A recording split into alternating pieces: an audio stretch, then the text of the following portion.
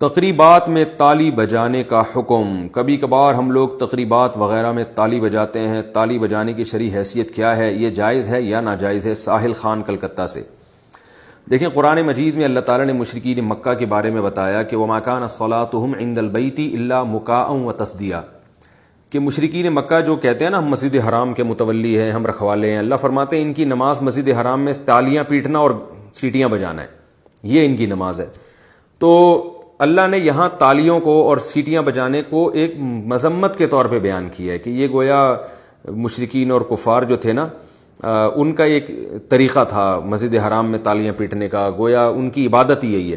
تو اس سے بہت سے علماء نے استدلال کیا ہے کہ سیٹی بجانا یا تالیاں بجانا یہ اسلام میں ناپسندیدہ عمل ہے اور بعض علماء کے نزدیک بالکل ناجائز ہے۔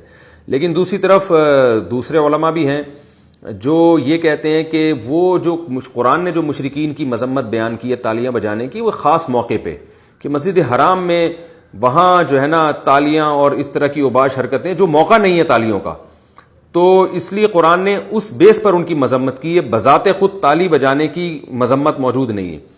تو اتنی بات تو ان دونوں اقوال سے اور دونوں تفسیروں سے پتہ چلتی ہے کہ تالی بجانا کوئی بہت اچھا کام نہیں ہے، اسلام میں کوئی پسندیدہ کام نہیں ہے۔ آپ جب کسی کو اپریشیٹ کریں تو سبحان اللہ، ماشاء اللہ، الحمدللہ اس طرح کہہ کے بہت زیادہ اگر آپ نے اپریشیٹ کرنا ہے تو ہم آج کل ایک تالی کی نئی قسم آئی ہوئی ہے جس کو پارلیمانی کلیپ کہتے ہیں، وہ جو اسمبلی میں نا لوگ ایسے بجا رہے ہوتے ہیں، میز بجا رہے ہوتے ہیں، تو اس طرح سے کر لیا کریں میز بجا کے۔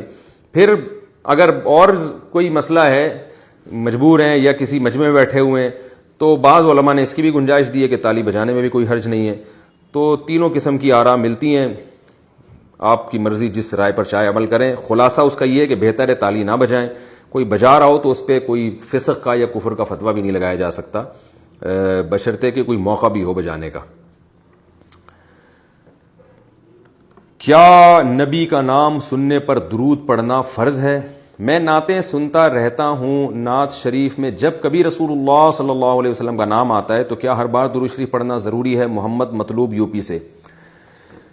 بھئی پوری زندگی میں ایک بار نبی صلی اللہ علیہ وسلم پہ درود پڑھنا تو فرض ہے، اس لیے کہ قرآن نے حکم دیا ان اللہ وملائکتہ یصلون علی النبی یا ایھا الذین آمنوا صلوا علیہ وسلموا تسلیما، اے ایمان والو تم بھی نبی پر درود پڑھا کرو اور سلام بھیجا کرو۔ تو اس آیت پر عمل کرنے کے لیے علماء کہتے ہیں کم سے کم زندگی میں ایک دفعہ درود پڑھنا فرض ہے، کیونکہ قرآن نے حکم دیا ہے۔